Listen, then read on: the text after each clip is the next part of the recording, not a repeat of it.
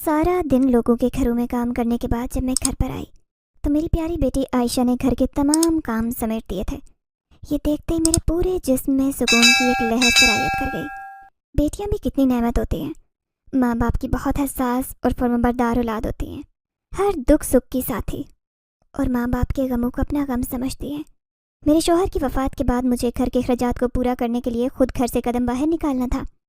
اس مشکل میں کوئی بھی میرا ساتھ نہیں دے رہا تھا۔ بھائی نے اوپر سے مجھے ضرور کہا تھا کہ وہ میری مدد کرے گا اگر میں چاہوں تو ان لوگوں کے گھر میں شفٹ ہو جاؤں، لیکن میں جانتی تھی کہ وہ صرف رسمی طور پر ہی الفاظ ادا کر رہا ہے، اندر سے وہ ایسا بالکل بھی نہیں چاہتا۔ اس کی بیوی ایسا کبھی نہیں ہونے دے سکتی۔ اگر میں وہاں چلی بھی جاتی تو وہ ہم لوگوں کا جینا حرام کر دیتی۔ جب میرا شوہر زندہ تھا تب بھی اگر میں کبھی وہاں پر آیا کرتی تو سیدھے منہ مجھ سے بات نہیں کرتی تھی، لیکن تب میری ماں زندہ تھی۔ میں اپنی ماں سے ملنے کے لیے جاتی تھی اور پھر ان کی وفات کے بعد میں نے آنا جانا تقریباً ختم ہی کر رکھا تھا۔ پھر ایک دن اچانک میرے شوہر کی وفات ہو گئی۔ یہ صدمہ میرے لیے بہت بڑا تھا۔ میرے اپنے بھائی کے علاوہ اور کوئی نہیں تھا، جبکہ میرے سسرال والوں نے خود سے جھوٹے منہ بھی نہیں پوچھا کہ میں کیسے گزارا کروں گی۔ جب تک میرا شوہر زندہ تھا تب تک ہم سے تعلقات رکھے ہوئے تھا، لیکن اس کی اس دنیا سے جاتے ہی سب نے اپنی آنکھیں پھیر لیں۔ میری عدت کے دنوں تک میرے ہمسایوں نے میرا بہت ساتھ دیا۔ عدت مکمل ہونے کے ساتھ ہی میں نے کام ڈھونڈنا شروع کر دیا۔ آہستہ آہستہ مجھے لوگوں کے گھروں میں کام کرنے کی نوکری مل گئی۔ شروع میں مجھے کافی مشکل ہوتی تھی، بچوں کے ساتھ کام کرنا بہت مشکل تھا، لیکن میری بیٹی کو وقت نے عمر سے پہلے ہی بڑا کر دیا۔ جب اس کے باپ کی وفات ہوئی تو میرے بغیر کچھ کہے ہی گھر کے کاموں میں میرا ہاتھ بٹانے لگی، لیکن کھانا پکانے سے میں نے اسے سختی سے منع کر دیا تھا، کیونکہ میں نہیں چاہتی تھی کہ میری غیر موجودگی میں وہ چولہے کے ساتھ لگے۔ کچھ بھی الٹا سیدھا دھماکہ ہو سکتا تھا۔ مجھے اپنے بچوں کی زندگی بہت عزیز تھی۔ اپنے شوہر کے بعد اب میں انہیں کھونا نہیں چاہتی تھی۔ وہ میری کل کائنات تھے۔ میں صبح کام پر جانے سے پہلے کھانا بنا کر جاتی تھی تاکہ وہ میرے پیچھے بچوں کو مشکل پیش نہ آئے۔ اس کے علاوہ میری پوری کوشش ہوتی تھی کہ میں دوپہر تک تمام گھروں کا کام مکمل کر کے آ جاؤں۔ اگر کام زیادہ ہوتا تو تب بھی میں دوپہر کے وقت گھر پر ایک چکر ضرور لگا لیتی۔ میرا دل اپنے بچوں میں ہی اٹکا رہتا کہ کہیں میرے پیچھے کچھ ہو نہ جائے۔ اگر انسان اپنی زندگی میں کسی ایک قیمتی شخص کو کھو دے تو اس کے بعد اسے ایسے ہی دھڑکا لگا رہتا ہے۔ میرے گھر کے اوپر والے پورشن میں ایک کمرہ خالی پڑا ہوا تھا۔ میں نے سوچا کہ وہاں پر کسی کرایہ دار کو ہی رکھ لوں تاکہ میری آمدنی میں اضافہ ہو سکے۔ میں نے 2-3 محلے داروں کو کہہ رکھا تھا کہ اگر انہیں کوئی کرایہ دار ملے تو وہ مجھے ضرور بتائیں۔ انہیں خاص طور پر اس بات کی تاکید کی تھی کہ کرایہ دار کوئی عورت ہی ہونی چاہیے یا کوئی چھوٹی سی فیملی۔ کوئی اکیلا مرد کرایہ دار مجھے اپنے گھر کے اندر نہیں چاہیے، کیونکہ میں اکیلی عورت ہوں۔ کسی اکیلے مرد کو اپنے گھر میں داخل ہونے کا راستہ نہیں دکھا سکتی۔ اس سے نہ صرف میری کردار کشی کا خطرہ تھا بلکہ کوئی مرد مجھ جیسی اکیلی عورت کو نقصان بھی پہنچا سکتا تھا۔ میرا بھائی کبھی کبھار دنیاوی دکھاوے کے لیے آ جاتا، لیکن میرے لیے اتنا بھی کافی تھا کہ میرا بھائی میری خبر لینے تو آتا ہے۔ ہم بہنیں انہی باتوں پر خوش ہو جایا کرتی ہیں کہ ہمارے میکے سے کوئی ہمیں ملنے آ گیا۔ وہ چاہے چند سو کی چیزیں ہی لے آتا، لیکن میرے لیے وہ بھی بہت قیمتی تھی۔ میں رشتوں کو ترسی ہوئی عورت تھی۔ اب شوہر کے بعد ایک بھائی کا رشتہ ہی میرے لیے باقی تھا۔ میں اتنے میں ہی خوش ہو جاتی، لیکن میری بھابھی نے کبھی ہمارے گھر آنے کی زحمت نہیں کی۔ وہ ہم جیسے غریب لوگوں کے گھر میں قدم رکھنا بھی پسند نہیں کرتی تھی۔ میرے بھائی کی مالی حالت ہم لوگوں سے کئی درجے بہتر تھی۔ بآسانی ہم لوگوں کا بوجھ اٹھا سکتا تھا، لیکن کہتے ہیں کہ انسان دل کا امیر ہوتا ہے، دولت سے کوئی بھی انسان امیر نہیں ہوتا۔ لیکن میں نے لوگوں سے شکوہ کرنا چھوڑ دیا۔ وقت اور حالات انسان کو سب سکھا دیتے ہیں۔ اللہ کے سوا کوئی کارساز نہیں ہوتا۔ میں نے اوپر والا پورشن صاف کر کے اس کی حالت بہتر کر دی تھی تاکہ اچھی حالت میں گھر دیکھ کر کرایہ بھی زیادہ لے سکوں۔ میرے شوہر نے اچھے وقتوں میں گھر بنا دیا تھا۔ وہ مسقط میں مقیم تھے۔ ہم لوگوں کو ٹھیک ٹھاک پیسے بھیجتے تھے۔ میں زیادہ پڑھی لکھی عورت نہیں تھی، گھرداری میں ماہر تھی۔ ایک وقت میں اگر مجھے 50 لوگوں کو کھانا بھی پکانا پڑتا تو میں وہ بھی پکا لیتی۔ کسی کام سے نہیں گھبراتی تھی، اس لیے اب ضرورت پڑنے پر میں نے گھر سے باہر نکلنا بھی شروع کر دیا اور بالکل بھی نہیں گھبرائی۔ ایک دن ایک عورت اپنے بیٹے کے ساتھ ہمارے گھر آ گئی۔ اس نے مجھ سے خالی مکان کا پوچھا۔ میں نے کہا میرا اوپر والا پورشن خالی ہے۔ میرے گھر میں گراج بھی بنا ہوا تھا، اس سے سیڑھیوں اوپر والے پورشن کی طرف جاتی تھی۔ اندر سے پرائیویسی دستیاب تھی۔ میری غیر موجودگی میں مجھے اس بات کی فکر نہیں ہوتی کہ کرایہ دار کہیں میرے بچوں کو نقصان نہ پہنچا دے۔ ان لوگوں کو میں نے پورشن دکھایا، انہیں پسند آ گیا۔ دکھنے میں وہ دونوں بہت شریف لگ رہے تھے۔ مجھے اطمینان ہو گیا کہ لوگ تو اچھے لگ رہے ہیں اور افراد بھی زیادہ نہیں ہیں۔ کل سے انہوں نے شفٹ ہونے کا فیصلہ کر لیا۔ اگلے دن مجھے بھی کام سے چھٹی تھی۔ انہوں نے اپنا پورا سامان اوپر والے پورشن میں شفٹ کر لیا۔ میرا بہت دل کر رہا تھا کہ انہیں کھانا میں اپنی طرف سے کھلاؤں، لیکن میرے پاس اتنی گنجائش نہیں تھی۔ انہوں نے اپنا کام ختم کرنے کے بعد کھانا بنایا اور ہمیں بھی بھیجا۔ یہ دیکھ کر مجھے بہت شرمندگی ہوئی۔ یہ تو میرا کام تھا کہ میں انہیں کھانا دیتی، لیکن الٹا انہوں نے میرا احساس کیا۔ مجھے ان کی یہ بات بہت اچھی لگی۔ بہت ہی رکھ رکھاؤ والے لوگ لگ رہے تھے۔ ان کے لیے میرے دل میں ایک نرم گوشہ پیدا ہو گیا۔ اسی طرح وہ رفتہ رفتہ کرایہ دار خاتون جن کا نام رشیدہ تھا میرے پاس آ کر بیٹھ جایا کرتی اور میری کام میں بھی مدد کروانے کی کوشش کرتی۔ میں انہیں منع کرتی، لیکن میرے منع کرنے کے باوجود وہ میرا ہاتھ بٹا دیا کرتی۔ ویسے تو میری بیٹی عائشہ بہت سا کام نپٹا دیتی، لیکن باقی بچے ہوئے کام میں خود ہی کیا کرتی تھی۔ میں اپنی بچی پر بہت زیادہ بوجھ نہیں ڈالنا چاہتی تھی۔ اس کی عمر ابھی بہت کم تھی۔ میری رشیدہ خاتون کے ساتھ بہت اچھی دوستی ہو گئی۔ اکثر وہ اور میں بیٹھ کر ایک دوسرے کے ساتھ اپنے دکھ سکھ کی باتیں کیا کرتی تھی۔ ایک بات میں نے ان کے اندر نوٹ کی تھی کہ وہ کام بہت تیزی سے کرتے تھے۔ ان کے کام کرنے کی سپیڈ ایک انسان کی سپیڈ سے کہیں زیادہ تھی۔ میں اکثر انہیں کہتی تھی کہ آپ کے اندر ایسا لگتا ہے کہ جیسے بجلی بھری ہوئی ہے۔ یہ 4-5 انسانوں کی طاقت اللہ نے آپ کے اندر بھر دی ہے۔ میری بات سن کر وہ مسکرانے لگتی۔ مجھے کہنے لگتی کہ وہ پرانے زمانے کی دیہاتی خاتون ہے جو خالص غذائیں کھا کر بڑی ہوئی ہے۔ وہ اپنی جوانی میں اس سے بھی زیادہ کام کرتی تھی اور بالکل بھی نہیں تھکتی تھی۔ میں ان کی باتوں سے مروب ہو جاتی۔ میرا دل کرتا کہ کاش میرے اندر بھی ایسی انرجی اور زندگی سے بھرپور دل ہوتا، لیکن اپنے شوہر کے جانے کے بعد میری تمام امنگیں اور خواہشات بھی ختم ہو چکی تھی۔ رشیدہ خاتون اکثر مجھے سمجھایا کرتی تھی کہ زندگی پر میرا بھی حق ہے۔ جانے والے کے ساتھ انسان مر نہیں سکتا۔ ہر انسان کو اپنے وقت پر ہی اس دنیا سے جانا ہے، اس لیے مجھے اپنے آپ کو اندر سے بھی زندہ رکھنے کی کوشش کرنی ہے۔ اگر مجھے تنہائی محسوس ہوتی ہے تو دوسری شادی کے بارے میں بھی ضرور سوچنا چاہیے۔ میں انہیں یہی کہنے لگی کہ کوئی اور ان بچوں کا باپ کیسے بنے گا؟ اگر وہ انہیں تھوڑا سا بھی ڈانٹے گا تو میں برداشت نہیں کر سکوں گی۔ میں ان سے ان کے شوہر کے بارے میں پوچھ رہی تھی۔ وہ کہنے لگی، میرے شوہر کا انتقال کچھ عرصہ پہلے ہی ہوا ہے۔ میرا ایک ہی بیٹا ہے۔ ہمارے یہاں قبائلی سسٹم ہے۔ وہاں پر ہماری دشمنی کی وجہ سے ہم لوگ یہاں آ گئے کیونکہ وہ ہمیں قتل کرنے کے در پہ تھے۔ میں نے انہیں کہا کہ اگر انہوں نے آپ لوگوں کو ڈھونڈ لیا تو؟ وہ بولیں، وہ لوگ یہاں نہیں آ سکتے، انہیں اس جگہ کا پتہ ہی نہیں معلوم۔ میرا دل کیا کہ مزید پوچھوں کہ ان کی وہاں پر ایسی کیا دشمنی تھی جو اپنا گھر بار چھوڑ کر یہاں آ گئے۔ ان کا بیٹا بھی بہت شریف تھا، اس نے بھی کبھی آنکھ اٹھا کر میری طرف نہیں دیکھا تھا۔ رشیدہ خاتون بولی، اگر مجھے کبھی باہر سے سودا سلف منگوانا ہو تو میں انہیں بتا سکتی ہوں۔ ان کا بیٹا میرے بھی ایسے چھوٹے موٹے کام کر دے گا، حتیٰ کہ اگر بجلی کا بھی کوئی کام ہو تو بھی وہ کر دے گا، کیونکہ اسے اس طرح کے سارے کام آتے ہیں۔ ایک دن میری موٹر خراب ہو گئی، اس نے جٹ سے ٹھیک کر دی۔ میں نے منع بھی کیا مگر وہ نہیں مانا۔ مجھے کسی کو اپنی وجہ سے تکلیف میں مبتلا کرنا بالکل پسند نہیں تھا۔ میرے جانے کے بعد وہ اکثر ہی میری بیٹی عائشہ کے ساتھ بیٹھ جایا کرتی تھی۔ ان کا بیٹا میرے بچوں کو کھلاتا بھی تھا۔ میرے بچے بھی اس کے ساتھ مجھے بہت خوش نظر آتے۔ عائشہ کو اتنی پھرتی سے تمام کام نپٹاتے دیکھ کر وہ دونوں بہت خوش ہوتے۔ خاص طور پر اس کا بیٹا میری بیٹی کو بہت غور سے دیکھتا۔ اتنی کم عمری میں میری بیٹی کی سمجھداریوں سے بہت متاثر کرتی۔ رشیدہ خاتون اکثر کہا کرتی تھی کہ ان کے قبیلے میں اتنی عمر کی لڑکیاں تو ہل کر پانی بھی نہیں پیتی۔ یہ بچی تو تمہارا پورا گھر سنبھال رہی ہے۔ اب میں انہیں کیا کہتی کہ جن بچوں کے باپ اس دنیا سے چلے جاتے ہیں وہ بچے عمر سے پہلے ہی بڑے ہو جاتے ہیں۔ اکثر مجید میری بیٹی کے ساتھ کھیلتا رہتا، وہ اسے کھانے پینے کی مختلف چیزیں لا دیتا۔ میرے بچے بہت خوش ہوتے۔ خاص طور پر میری بیٹی کو چاکلیٹس بہت پسند تھی۔ وہ اس کے لیے سارے چاکلیٹس کے ڈبے اٹھا کر لایا۔ میں نے اسے منع بھی کیا کہ وہ میرے بچوں کو ایسے الٹی سیدھی چیزوں کی عادتیں مت ڈالے۔ میں یہ سب کچھ افورڈ نہیں کر سکتی۔ میں اپنے بچوں کو اتنی ہی عادت ڈالنا چاہتی ہوں جتنا افورڈ کر سکتی ہوں۔ اس طرح کی رنگ برنگی چیزیں کھا کر ویسے بھی ان کا معدہ خراب ہو جائے گا۔ مگر وہ بہت اپنائیت کا اظہار کرتی۔ رشیدہ خاتون تو ناراض ہونے لگ جاتی، لیکن میں انہیں ناراض نہیں کرنا چاہتی تھی۔ ان کے علاوہ میرا اور کوئی غم کا ساتھی نہیں تھا جس کے ساتھ میں اپنے دکھ سکھ شیئر کرتی۔ میرے پاس تو رشتوں کا بہت کال تھا۔ میں نہیں چاہتی تھی جو میری ایک ہمدرد سی دوست مجھے مل گئی ہے میں اسے بھی کھو دوں۔ آہستہ آہستہ میں نے خاموشی اختیار کر لی۔ وہ میرے بچوں کے لاڈ اس طرح اٹھاتے جیسے ان کے اپنے بچے ہوں۔ انہوں نے اپنے گھر میں جب بھی کچھ اچھا پکانا ہوتا رشیدہ خاتون نے مجھے ضرور بھجوانا ہوتا۔ ان کے کھانا بھجوانے کی وجہ سے اکثر اوقات میں گھر میں کھانا ہی نہیں پکاتی۔ اس کے علاوہ بھی وہ میرے بچوں کو بہت تحائف دیتے۔ میرے گھر میں خوشحالی آ رہی تھی۔ جن چیزوں کے لیے میرے بچے ترستے تھے اب ان کے پاس وافر مقدار بھی موجود تھی، لیکن مجھے سمجھ نہیں آتی تھی کہ ان کا ذریعہ معاش کیا ہے۔ ان کا بیٹا مجیب زیادہ تر تو مجھے گھر پر ہی نظر آتا، بہت کم اسے باہر نکلتے ہوئے دیکھا تھا۔ سارا ٹائم وہ میرے بچوں کے ساتھ ہنستا کھیلتا رہتا۔ ایک دو دفعہ میں نے رشیدہ خاتون سے یہ بات جاننے کی کوشش کی۔ انہوں نے کہا کہ ان کے شوہر کی بہت زیادہ جائیداد تھی۔ اس نے شہر کے اندر بہت ساری پراپرٹی خرید رکھی تھی جس کا کرایہ ان لوگوں کو ملتا ہے۔ 2 لوگوں کا خرچہ ہی کتنا ہوتا ہے، اس لیے انہیں روپے پیسے کی کسی قسم کی کوئی تنگی نہیں ہے۔ ویسے بھی وہ لوگ بہت زیادہ صدقہ خیرات کرتے تھے۔ اس نے کہا کہ باہر صدقہ خیرات کرنے سے زیادہ بہتر ہے کہ ہم اپنے آس پاس موجود لوگوں کی فکر کریں۔ जैसे कि आप लोग उन पैसों के ज़्यादा हकदार हैं। ये सुनकर मेरी आंखों में आंसू आ गए। जो हमारा इस कदर एहसास करती थी, चाहे वो सदका खैरात समझ कर ही सही, लेकिन हमें इस काबिल तो जानती थी कि हम ज़रूरतमंद लोग हैं। जब इंसान के पास उसकी बुनियादी ज़रूरियात के भी पैसे ना हो तो उस वक्त उसकी इज़्ज़त नफ्स कहीं गुम हो जाती है।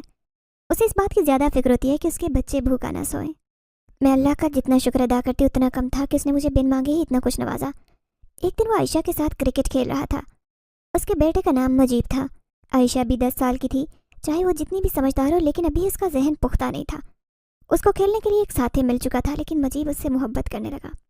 इतनी कम उम्र लड़की को मोहब्बत के मीम का भी इल्म नहीं था। उसका बचकाना जहन था, उसकी हरकत वही बच्चों वाली थी। वो भी उसे बच्चों की तरह ही ट्रीट करता, लेकिन अपने दिल में मोहब्बत के बीज को उगने से नहीं रोक सका। आयशा के साथ वो इस किस्म की कोई बात नहीं कर सकता था, क्योंकि वो इन तमाम चीज़ों के लिए भी बहुत कम उम्र थी। उसे उसके बड़े होने का इंतज़ार करना था। एक दिन मैं अपने पोर्शन में बैठी हुई थी कि अचानक मुझे कुछ लोगों के सीढ़ियाँ चढ़ने की आवाज़ आई। कुछ देर बाद मुझे बहुत ज़्यादा शोर शराबा महसूस हो रहा था, जैसे बहुत सारे लोग आपस में बहस व मुबाहिसा कर रहे हों। मैंने बाहर निकलने की कोशिश नहीं की। न जाने वो कौन लोग हैं, कहीं मुझे नुकसान ही न पहुंचा दें। जब मुझे महसूस हुआ कि वो लोग वापस जा चुके तो मैंने ऊपर वाले पोर्शन में जाकर रशीदा खातून से उस शोर के मुतालिक पूछा। वो मुझे बहुत परेशान दिखाई दे रही थी। मैंने उनसे पूछा कि ये कौन लोग थे। उन्होंने कहा कि ये उनके कबीले से आए हैं। उनकी शक्ल से तो साफ लग रहा था कि कोई इतनी सीधी बात नहीं है। यकीनन उन्हें काफ़ी परेशानी का सामना करना पड़ रहा है। वो बमुश्किल खुद पर काबू रखने की कोशिश कर रही थी, लेकिन उनकी बॉडी लैंग्वेज से साफ पता चल रहा था कि उस वक्त उन्हें शदीद गुस्सा आ रहा है। उनका बस नहीं चल रहा कि सब कुछ तहस नहस कर दें। उनकी आंखों में मुझे आग जलती हुई नजर आई, जैसे वो आग हर चीज़ को अपनी लपेट में ले लेगी। उनका बेटा भी मुझे ऐसे ही शदीद गुस्से में दिखाई दे रहा था।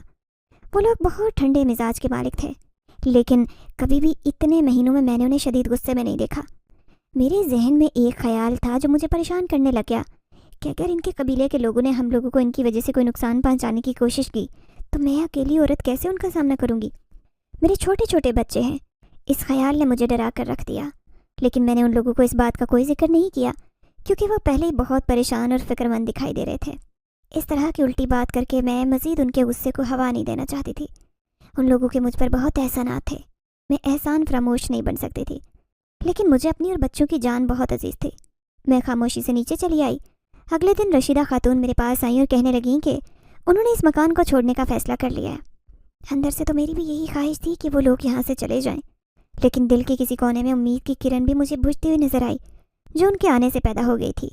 मेरे दिल में एक अछूती ख्वाहिश ने जन्म लिया था कि अगर वो लोग कुछ अरसा यहाँ क़याम करेंगे और मेरी बेटी भी बड़ी हो जाएगी तो मैं अपनी बेटी आयशा का रिश्ता मुजीब के साथ तय कर दूँगी, क्योंकि रुपए पैसे के हवाले से उनके यहाँ कोई कमी नहीं थी।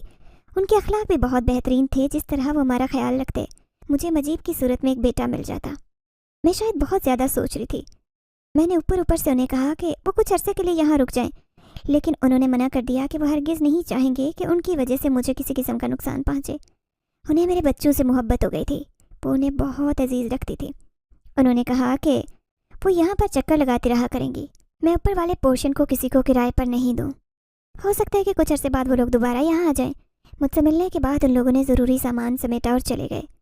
उन्होंने अपना सारा फर्नीचर और बाकी सामान यहीं पर छोड़ लिया कि उनके जाने के बाद मैं तमाम चीज़ें इस्तेमाल कर सकूं। वो इतनी दूर सारा सामान साथ लेकर नहीं जा सकते थे। वैसे भी वहाँ उनका ज़ाती मकान था और वहाँ उनकी ज़रूरत की हर चीज़ पहले से मौजूद थी, इसलिए उन्हें उस इजाफी सामान की भी ज़रूरत नहीं थी। तशक्कुर के मारे मेरी आंखों में आंसू आ गए। उन्होंने कहा कि वो हर महीने मुझे एक रकम उस ऊपर वाले पोर्शन के किराए के तौर पर भिजवाती रहेंगी और मैं ये मकान किसी और के हवाले हरगिज़ नहीं करूँ। मैंने उनकी बात मानने का फ़ैसला कर लिया। उन्होंने अपने वादे को निभाया।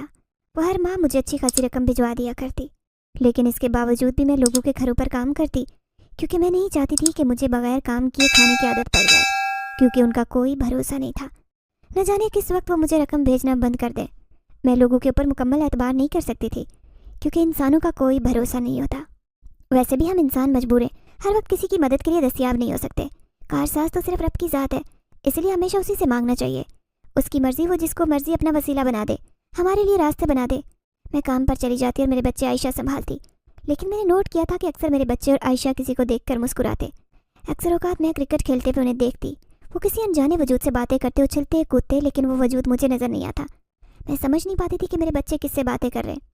एक दो बार मैंने आयशा से इस बात का जिक्र किया, लेकिन वो भी टाल जाती। वो कहती थी कि हमने अपना एक नादीदा दोस्त बनाया है जिसका कोई वजूद नहीं, हम लोग बस खेल खेल में सब करते हैं, वरना तो हमें और कोई नज़र नहीं आता। اس نے اس کی یہی وجہ پیش کی کہ مجیب بھائی کے جانے کے بعد وہ انہیں بہت مس کرتے ہیں، اس لیے انہوں نے مجیب بھائی کی طرح کا ایک خیالی دوست بنا رکھا ہے جس کے ساتھ وہ کھیلتے ہیں تاکہ وہ انہیں مس نہ کرے اور ان کی کمی دور کر سکے۔ ان کی بات سن کر میں مطمئن ہو گئی اور اس کے بعد میں نے کبھی دھیان نہیں دیا۔ میری غیر موجودگی میں اکثر عائشہ کے پاس مجیب آیا کرتا۔ وہ ایک جن زیادہ تھا لیکن مجھے یہ بات معلوم نہیں تھی۔ عائشہ اور میرے بچے بھی ان چیزوں کو ویسے نہیں سمجھ سکتے تھے۔ انہیں مذاق میں یہی کہا کرتا تھا کہ اس کے پاس ایک ایسا میجک ہے جس کی وجہ سے وہ ان لوگوں کے سوا کسی اور کو نظر نہیں آتا۔ میرے بچے اتنی بات پر ہی مطمئن ہو جایا کرتے۔ اس طرح وقت گزرتا رہا اور اپنے قبیلے میں واپس جانے کے بعد رشیدہ خاتون ایک دفعہ میرے سے ملنے آئی۔ مجھے بہت خوشی ہوئی۔ انہوں نے 2-3 دن میرے گھر میں قیام کیا اور اوپر والے پورشن میں رکی۔ ان کے جانے کے بعد ایک دفعہ میں اوپر والے پورشن میں جا کر صفائی ستھرائی کرائی، لیکن وہاں میرا دل نہیں لگتا تھا کیونکہ مجھے رشیدہ خاتون کی یاد آتی۔ میں لوگوں کے ساتھ بہت جلدی مانوس ہو جاتی۔ جب وہ چھوڑ کر چلے جاتے تو ایک عرصہ انہی کے خیالوں میں گم رہتی، انہیں مس کرتی۔ نہ جانے کیوں میں تبدیلی کو اتنی جلدی قبول نہیں کر پاتی تھی۔ لوگوں کا اپنی زندگی سے چلے جانا مجھے بہت اذیت دیتا۔ میرا بس نہیں چلتا کہ میں انہیں روک لوں۔ اس طرح اپنے شوہر کے جانے کے بعد میں ابھی تک مکمل طور پر قبول نہیں کر پائی تھی کہ وہ ہمارے درمیان نہیں رہے۔ مجھے ابھی بھی ان کی موجودگی کا احساس ہوتا تھا، جیسے وہ ابھی بھی باتیں کرتے میرے پاس آئیں گے، کھانا مانگیں گے یا کوئی فرمائش کریں گے۔ ایک دن میں کام سے آئی تو مجھے مجیب اپنے گھر کے اندر دکھائی دیا۔ مجھے بہت خوشی ہوئی۔ میں نے ارد گرد نظر دوڑائی کہ شاید رشیدہ خاتون بھی مجھے نظر آئیں، لیکن شاید وہ اس کے ساتھ نہیں آ پائی۔ میں نے اس سے کہا کہ اس کی ماں کیوں نہیں آئی؟ وہ کہنے لگا کہ وہ یہاں کسی کام سے آیا تھا اسی لیے اماں کو نہیں لایا۔ وہ اپنے ساتھ کافی پھل فروٹ اور تحفے تحائف لایا۔ میں نے اس سے کہا کہ اس نے اتنا تکلف کیوں کیا؟ وہ ناراض ہونے لگا کہ وہ ہمیں اپنا سمجھ کر سب لایا اور میں غیروں والی بات کرتی ہوں۔ اس نے مجھ سے اجازت مانگی کہ وہ گھمانے کے لیے میرے بچوں کو ساتھ لے جانا چاہتا ہے۔ اتنے عرصے میں میرا اعتماد ان لوگوں پر پختہ ہو چکا تھا۔ میں نے اجازت دے دی۔ میرے بچے اور وہ خوشی سے ساتھ چلے گئے اور انہیں پارک لے گیا، بہت سارے کھلونے دلوائے، بچوں کو اسٹریٹ فوڈ کھلایا، ان کی پسند کے کھلونے لے دیے، پھر چڑیا گھر لے گیا۔ وہاں سے واپس آ کر بچے بہت خوش تھے۔ مجیب واپس چلا گیا۔ میں نے عائشہ سے پوچھا کہ انہیں مجیب کے ساتھ مزہ آیا۔ وہ بولنے لگی، مجیب بھائی ہم لوگوں کو چڑیا گھر لے گئے تھے، مگر انہیں دیکھتے ہی جانور عجیب عجیب حرکتیں کر رہے تھے۔ شیر کے پنجرے کے پاس ہم کھڑے تھے اور شیر ان پر حملہ کرنے کی کوشش کر رہا تھا۔ وہ بہت شور مچا رہا تھا، جیسے اسے کچھ اچھا محسوس نہیں ہو رہا۔ مجیب بھائی نے اسے ایک نظر غصے سے دیکھا تو وہ سہم گیا۔ مجیب بھائی کی نظروں سے جیسے شعلے نکلتے محسوس ہو رہے تھے۔ اس کے بعد سانپوں کی جگہ پر گئے تو وہاں سانپ چھپنے لگے۔ وہ اپنے بل میں گھس گئے۔ وہاں سے بندروں کو دیکھنے گئے تو وہ بھی ڈر کر ادھر ادھر بھاگ رہے تھے، جیسے نہ جانے کسی جن کو دیکھ لیا ہو۔ جانوروں کو نہ جانے کیا ہو گیا تھا۔ ہم لوگوں نے پھر گھر آنے کا فیصلہ کیا۔ عائشہ کی بات مکمل ہونے کے بعد میں سوچ میں پڑ گئی۔ ایک طرف یہ بھی لگ رہا تھا کہ بچے من کے سچے ہوتے ہیں، ایسی من گھڑت کہانیاں کیسے سنا سکتے ہیں۔ پھر یہ بھی بات ذہن میں منڈلانے لگی کہ شاید بچوں کو کوئی وہم ہوا ہو، لیکن میں نے زیادہ اس بات کو سر پر سوار کرنے کی کوشش نہیں کی۔ اس بات کو بھی کافی عرصہ گزر گیا۔ اس کے بعد نہ مجھے مجیب نظر آیا، نہ ہی رشیدہ خاتون سے دوبارہ ملاقات ہو سکی، لیکن ہر ماہ وہ مجھے پیسے باقاعدگی سے بھجواتی۔ ایک دن مجھے اطلاع آئی کہ میرے بھائی کا ایکسیڈنٹ ہو گیا ہے اور وہ بری طرح سے زخمی ہوا تھا۔ میں بھاگی ہاسپٹل پہنچی۔ میری بھابھی بہت رو رہی تھی۔ اپنے بھائی کی حالت کے بارے میں سن کر مجھ سے بھی برداشت نہیں ہو رہا تھا۔ میں بھی اپنے آنسوں کو روکنے کی بھرپور کوشش کر رہی تھی۔ اپنی بھابھی کو میں نے بہت تسلی دی۔ اس وقت بھی وہ اپنا سارا روب اور تنتنا بھلائی بیٹھی تھی۔ میرے بھائی کی ایک ٹانگ ٹوٹ چکی تھی، ڈاکٹر نے فوراً آپریشن کیا تھا۔ کچھ دن ہاسپٹل میں رہنے کے بعد ہم لوگ ان کو گھر لے آئے۔ میرے بھائی اور بھابھی کی کوئی اولاد نہیں تھی، لیکن انہوں نے کسی بچے کو بھی گود میں لینے کی کوشش نہیں کی۔ بھائی چونکہ چارپائی پر پڑ چکا تھا، اس کی نوکری بھی ختم ہو گئی تھی، اس کی کمپنی نے اس کو جاب سے نکال دیا تھا، اور میری بھابھی کے مائکے والوں نے مڑ کر ان کی کوئی خبر تک نہیں لی تھی۔ جس طرح میرے بھائی بھابھی نے میرے ساتھ کیا تھا، ایسا ہی میری بھابھی کے ساتھ بھی ہوا تھا۔ وہ دونوں بہت شرمندہ تھے، لیکن میں انہیں مزید شرمندگی سے بچانا چاہتی تھی۔ میں نے اپنی پرانی تمام باتوں کو ختم کیا اور انہیں کہا کہ مجھے ان لوگوں سے کوئی شکوہ نہیں ہے، اس لیے وہ لوگ اپنے آپ کو شرمندہ نہ کریں اور نہ ہی اس بارے میں مزید سوچیں۔ میں نے اس مشکل وقت میں ان کا بہت ساتھ دیا۔ مجھ سے جس حد تک ممکن ہوا میں نے ان کی مالی مدد بھی کی۔ اپنے لیے اتنی محبت اور چاہت دیکھ کر ان دونوں کی آنکھوں میں آنسو آ جاتے ہیں۔ رشیدہ مجھے کافی زیادہ رقم بھیجتی جس سے میں پیسے بچا لیتی۔ اس کے علاوہ میں لوگوں کے گھروں میں بھی کام کرتی۔ جن لوگوں کے گھروں میں کام کرتی وہ لوگ اپنے پرانے کپڑے مجھے دیتے۔ اس کے علاوہ اکثر دوپہر کا کھانا بھی مجھے پکا ہوا مل جاتا۔ بھائی کی حالت کچھ عرصے میں بہتر ہو گئی، لیکن زیادہ چلنے پھرنے کا کام وہ بھی نہیں کر سکتا تھا۔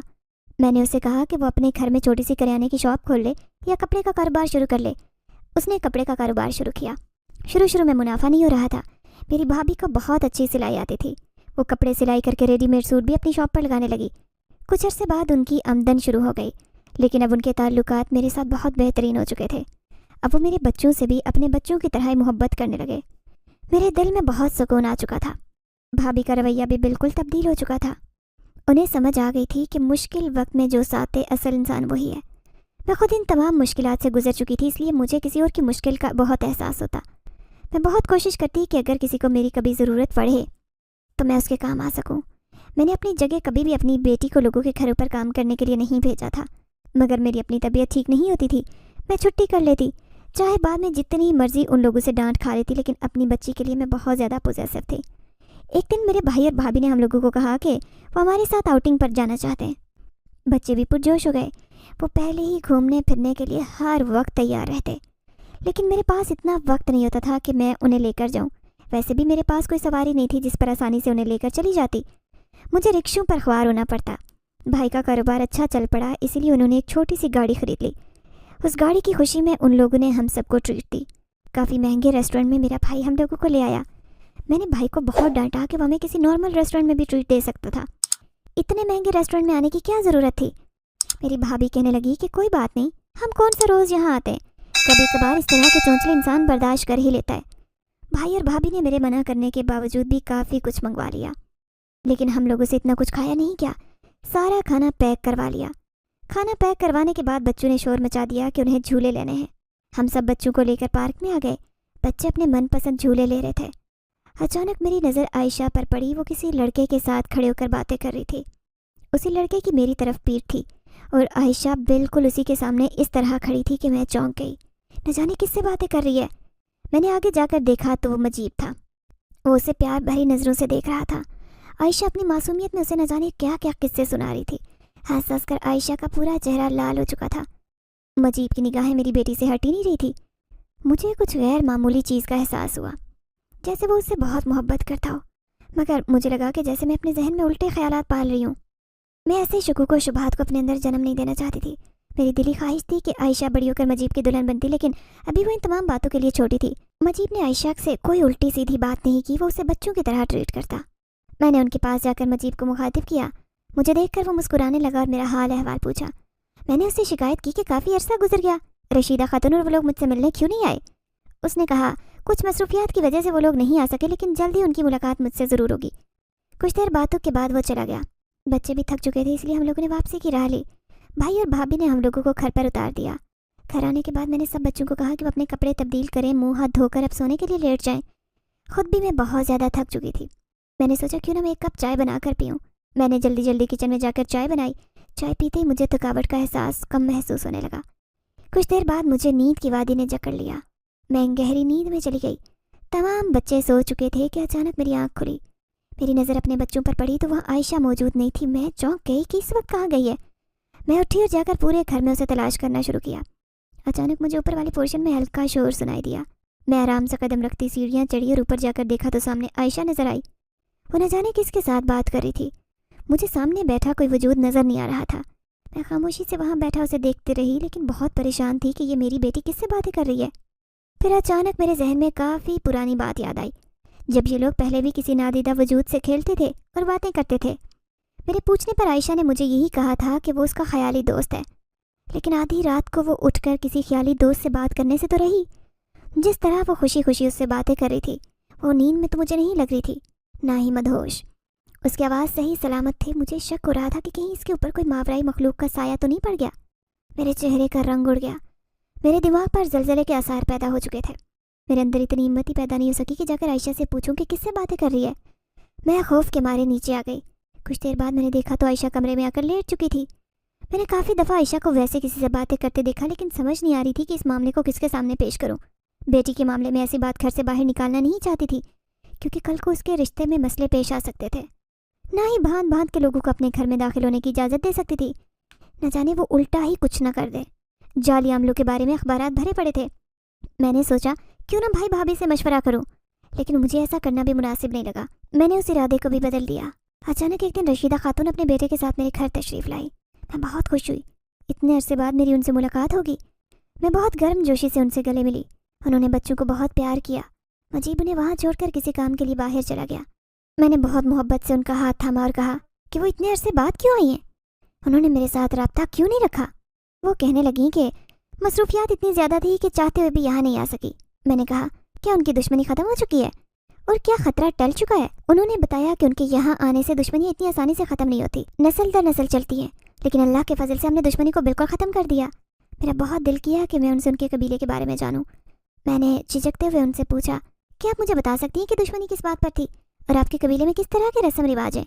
मैंने कभी कबायली ज़िंदगी नहीं देखी, लेकिन दिल कर रहा है कि देखूं और जानूं कि कैसे लोग हैं। मेरी बात सुनकर वो मुस्कुराने लगी और कहने लगी, मैं उनसे बिला झिझक कोई भी बात कह सकती हूँ, वो मुझे इस बारे में तफसील से बताएंगी। लेकिन इससे पहले उन्होंने मुझसे बच्चों के बारे में पूछा। आयशा का ख्याल आते ही मेरे चेहरे पर उदासी ने घेरा डाल दिया। मेरा चेहरा देखकर वो पूछने लगी, क्या हुआ, कुछ हुआ है? मैं क्यों फिक्रमंद दिखाई दे रही हूँ? मैंने ठंडी आह भरी और उन्हें आयशा के बारे में बताया। मेरी बात सुनकर रशीदा खातून सोच में पड़ गई। कहने लगी, मैं परेशान ना हूँ, शायद उन्हें मालूम है कि क्या हो रहा है। उनकी बात सुनते ही मैं चौंक गई और मैंने उन्हें कहा कि वो कैसे जानती हैं? क्या उनके पास कोई नूरी इल्म है? उन्होंने कहा कि मेरे पास नूरी इल्म नहीं, लेकिन बहुत सारी मख्फी ताकतें हैं। मेरे लिए ये बिल्कुल नई बात थी। आज से पहले उन्होंने कभी इस बात का जिक्र मेरे से नहीं किया। वो मेरी तरफ देखने लगी और कहने लगी कि वो मेरे तमाम सवालों के जवाब देंगी, बस मैं हौसले से उनकी बात सुनूं। मैं अमातन गोश हो गई तो वो बोलने लगी, मैं जिस दुनिया से आई हूँ वो बिल्कुल मुख्तलिफ है। वहाँ के रस्म व रिवाज और लोग इस दुनिया के लोगों से मुख्तलिफ हैं। उनकी आदत व अतवार इंसानों से उलट हैं। मेरे शोहर अपने कबीले के सरदार थे, लेकिन हमारे कबीले में सरदार की अहमियत ज़्यादा होती है। पूरा कबीला उसकी बात सुनता मानता है, उसको खुसूसी ताकतें भी दी जाती हैं और उसके पास इल्म भी ज़्यादा होता है। वैसे तो हमारे कबीले में हर ज़ी रूह को इल्म हासिल करना सिखाया जाता है, उनकी तालीम और तरबियत पर जोर दिया जाता है, लेकिन सरदार बनने के लिए उनके अंदर कुछ खुसूसियात का होना ज़रूरी है जो उसे दूसरों से मुमताज़ करे। हमारा ख़ानदान तकरीबन 7 पुश्तों से ही सरदार चला रहा था। उनकी खुसूसियात नस्ल दर नस्ल उनके बच्चों में मुंतकिल होती थी, जबकि कुछ लोगों को ये बात बहुत बुरी लगती थी। वो चाहते थे कि सरदार उनके ख़ानदान से कोई बने, लेकिन उनके बच्चों में ये खुसूसियत नहीं पाई जाती थी। सरदार बनने के लिए किसी भी ज़ी रूह का बहुत ज़्यादा मामला फ़हम होना और अपने गुस्से को काबू करना सबसे अहम जाना जाता था, क्योंकि कुछ ख़ास मामलात में फ़ैसला करते हुए बहुत ज़्यादा मामला फ़हमी के साथ फ़ैसला लेना पड़ता। ना ही कोई जल्दबाजी हो सकती थी, न बेवकूफ़ी, क्योंकि इससे पूरे कबीले को नुकसान पहुंच सकता था। जबकि हमारे लोग बहुत ज़्यादा गुस्से के तेज़ थे। गुस्सा उनकी हर सलाहियत खा जाता। गुस्से में वो एक दूसरे को कत्ल करने के दर पे होते, बहुत ज़्यादा दंगा फसाद करते। उनको काबू करना बहुत मुश्किल काम था। हमने लोगों को काबू करने के लिए मुख्तलिफ सज़ाएँ भी तजवीज़ कर रखी थी और तमाम लोगों को इस बात पर भी कायल किया था कि अगर कोई भी ज़ीरू कोई गलती करेगा तो उसको सज़ा दी जाएगी, क्योंकि कानून के बगैर लोगों को काबू नहीं किया जा सकता, वरना हर कोई अपनी मर्जी करता और एक दूसरे को नुकसान पहुंचा देता। ख़ास तौर पर शादियों के मामलात में बहुत ज़्यादा मसाइल हो जाते। लोग एक दूसरे के मुंह से रिश्ते के लिए इनकार नहीं सुन सकते थे। बहुत मुश्किल से उन लोगों को ये सब बताया कि इस्लाम हर एक को आज़ादी देता है, हर कोई अपनी मर्ज़ी से रिश्ते से इनकार कर सकता है, उसको कोई भी मजबूर नहीं कर सकता। इस्लामी तालीमात को मुश्किल से हमने नाफिज किया था, लेकिन किसी एक ख़ानदान से ये बात बर्दाश्त नहीं हो रही थी। वो हमसे सरदारी हर कीमत पर हासिल करना चाहता था। उन्होंने हमारे खिलाफ बहुत सारी साजिशें शुरू कर दी। उन्होंने मेरे शोहर को मारने की पूरी तैयारी की हुई थी और वो इसमें कामयाब भी हो गए। मेरे लिए वो वक्त बहुत मुश्किल था और उसके बाद उन्होंने मेरे बेटे को भी मारने की पूरी कोशिश की। मैंने अपने बेटे को बचाने की खातिर वहाँ से निकलने का फ़ैसला किया और मैं यहाँ आ गई, लेकिन लोगों ने उन्हें सरदार कबूल नहीं किया। हमारे जाने के बाद लोगों ने उन्हें सख्त सज़ा दी। उसके बाद उन्होंने हमें तलाश किया और मनाने के लिए आ गए। उस रात जब तुम्हें शोर की आवाज़ आ रही थी तो वो हम लोगों को कबीले में वापस बुला रहे थे। उन्होंने हमसे कहा कि हम अपने कबीले वापस आ जाएं, वरना वो हमें ज़बरदस्ती ले जाएंगे, क्योंकि वो मेरे बेटे को ही सरदार बनाना चाहते थे। लेकिन मैं उसे सरदार नहीं बनाना चाहती थी। मुझे अपने बेटे की ज़िंदगी अजीज़ थी और इस ख़ानदान को अभी सज़ा मिल चुकी थी। वो लोग अपने उस अमल पर बहुत परेशान थे। वो अपनी बात मुकम्मल करके खामोश हो चुकी थी। मैंने उनसे पूछा कि उनका कबीला कहाँ है। उन्होंने कहा कि कोहे काफ पर वाक़ है। ये सुनते ही मैं हैरत ज़दा रह गई। पहले तो मुझे लगा कि मैंने गलत सुना है, लेकिन जब मैंने उन्हें कहा कि कोहे काफ में रहती हैं, उन्होंने हमें सर हिला दिया। मेरा दिमाग कुछ देर के लिए सुन्न हो गया। वो मज़ीद बोली, मजीब अक्सर आयशा से मिलने आता है और तुम्हें नज़र नहीं आता। वो उसे बहुत चाहता है, लेकिन उसकी उम्र कम है, इसलिए रिश्ता नहीं मांगता। उसके बड़े होने का इंतज़ार कर रहे हैं। तुम्हें एतराज़ न हो तो तभी ये रिश्ता होगा, वरना तुम्हें मजबूर नहीं करेंगे। वो बहुत मुलायमत से बोली। मैं मज़ीद कुछ भी नहीं कह सकी। उन्होंने मेरा हमेशा साथ दिया। उनके बहुत सारे एहसानात थे। मैंने बस इतना कहा कि बच्ची बड़ी होगी तो उसके रजामंदी से शादी करूँगी। मैं कोई वादा नहीं कर सकती। मैं उन्हें डायरेक्ट इनकार नहीं कर सकती थी। मैं एहसान फरामोश कैसे बनती। मैं एक अरसा उनके साथ गुजार चुकी थी। उनके अखलाक बेहतरीन थे। मुझे उन्होंने नुकसान की बजाय फ़ायदा ही दिया। उन्होंने मुझसे जाने की इजाज़त मांगी। मैंने खुशदिली से रुखसत किया। उनके जाने के बाद मैंने आयशा को बुलाया और उससे कहा कि वो किससे बातें करती है, सच बताए। मैं कुछ नहीं कहूँगी। वो कहने लगी कि उसे मजीब भाई नज़र आते हैं। वो कह रहे हैं कि उनके पास मैजिक है, इसलिए वो बस मुझे दिखाई देंगे। मैं सोचने लगी कि इसका मतलब रशीदा खातून सच कह रही थी। मैं उलझन में पड़ गई कि क्या जिन्नात से दोस्ती रखनी चाहिए या नहीं। मैं ये बात किसी से शेयर नहीं करना चाहती थी। मैंने खुद को हालात के धारे पर छोड़ दिया। जो होगा देखा जाएगा। रक्षंदा को मैंने एक बात साफ बता दी कि मजीब दरवाजे के रास्ते मेरे सामने मेरी बेटी से मिला करे, उसके साथ खेले, वक्त गुजारे, मगर मुझसे छुप कर नहीं। वो मेरी बात से मुत्तफिक थी। फिर ऐसा ही हुआ, लेकिन वो कम आता। अंदर से मैं चाहती थी कि वो मेरी बेटी से मिलने कम ही आए। मेरी दिली ख्वाहिश पूरी हो गई, उन्होंने आना छोड़ दिया। महीने सालों में बदल गए और बच्चे बड़े हो गए। आज भी मुझे उनकी तरफ से पैसे मौसूल होते थे। मैंने लोगों के घर पर काम करना छोड़ दिया। वो पैसे मेरी ज़रूरियात को आसानी से पूरा करते। वैसे भी मेरे भाई और भाभी हमें बहुत कुछ दे चुके थे। बच्चे अच्छे तालीमी इदारों में पढ़ रहे थे। मैं चाहती थी कि आयशा पढ़ लिख कर कदमों पर खड़ी हो। उसे आज भी मजीब याद था और रशीदा खातून भी, लेकिन मैं उनका जिक्र कम करती। मैं नहीं चाहती थी कि मेरी बेटी की ज़िंदगी में वो आए। आयशा काफ़ी खूबसूरत थी, उसके रिश्ते आते ही रहते, मगर मुझे उसकी शादी की जल्दी नहीं थी। वो भी अभी शादी नहीं करना चाहती थी। उसे अपने कदमों पर खड़ा होना था। मैं उसकी किसी ख्वाहिश में रुकावट नहीं बनना चाहती थी, मगर मैंने उसे एक बात वाज़े कह दी, लड़कियों के पास ज़्यादा वक्त नहीं होता। शादी की एक उम्र होती है, बाद में रिश्ते नहीं आते। इसीलिए 2 साल बाद अगर मुझे कोई रिश्ता पसंद आ गया तो मैं उसकी शादी कर दूंगी। उन्हीं दिनों एक दिन मजीब आ गया, उसके साथ रशीदा खातून भी थी। मुझे खुशी भी हुई, मगर अंदर से डर भी था कि कहीं वो रिश्ता ना मांग ले। आयशा भी उन्हें देखकर बहुत खुश हुई। वो दोबारा हमसे मिलना शुरू कर चुके थे। उनके इरादे भी रिश्ता मांगने के लग रहे थे। वो मुझसे पूछ चुकी थी कि मैंने आयशा का रिश्ता कहीं तय तो नहीं कर दिया। मैंने कहा नहीं, वो अभी तालीम हासिल करना चाहती है। आयशा को भी उनकी सच्चाई मालूम थी, मगर वो बिल्कुल खौफजदा नहीं थी। रक्षंदा खातून ने एक दिन आयशा का रिश्ता मांग ही लिया। मैंने कहा वो तालीम मुकम्मल कर ले, उसके बाद ही शादी करूंगी। वो कहने लगी शादी के बाद भी इस पर कोई रोक रुकावट नहीं होगी। मैंने कहा वो आयशा से पूछ कर ही बता सकती हूँ। अंदर ही अंदर मैं बहुत परेशान थी कि कैसे इनकार करूँ। उन्हीं दिनों आयशा का बहुत अच्छा रिश्ता आ गया। मैंने उसको दोनों रिश्तों का बताया कि उसके लिए कौन सा रिश्ता मुनासिब रहेगा। शादी उसकी तालीम मुकम्मल होने के बाद ही होगी। मैंने उसे यकीन दिलाया था अगर शादी बिलफर्ज जल्दी भी हो गई तो उसकी तालीम को जारी रखने की इजाज़त होगी। दूसरा रिश्ता जो आया वो लड़का आयशा के दोस्त का भाई था। उसने आयशा को यूनिवर्सिटी के बाहर देखा और दिल हार बैठा। वो लोग बहुत जोर डाल रहे थे। आयशा को भी वही रिश्ता पसंद था जो उसके दोस्त के भाई का था। मजीब को उसने सिर्फ एक भाई की नीयत से ही देखा था, मगर इनकार करते हुए डर लग रहा था कि कहीं वो बुरा मानकर हम लोगों को नुकसान न पहुंचा दे। वैसे भी उनके एहसानात की लिस्ट तवील मेरी आंखों के सामने घूम रही थी। मेरी हालत देखकर आयशा बोली मैं मजीब को ही हाँ कर दूँ। वो मेरी खातिर खुद को कुर्बान करने चली थी। मैंने रशीदा खातून को हाँ कह दी, मगर हम लोग दिल से खुश नहीं थे। उन लोगों ने इस बात को महसूस कर लिया, मगर मुझसे इजहार नहीं किया। एक दिन मजीब ने आयशा से अकेले में पूछा कि वो इस रिश्ते पर खुश है। वो बोली हाँ, मगर मजीब को उसकी आंखों से साफ पता चल गया कि वो झूठ बोल रही है।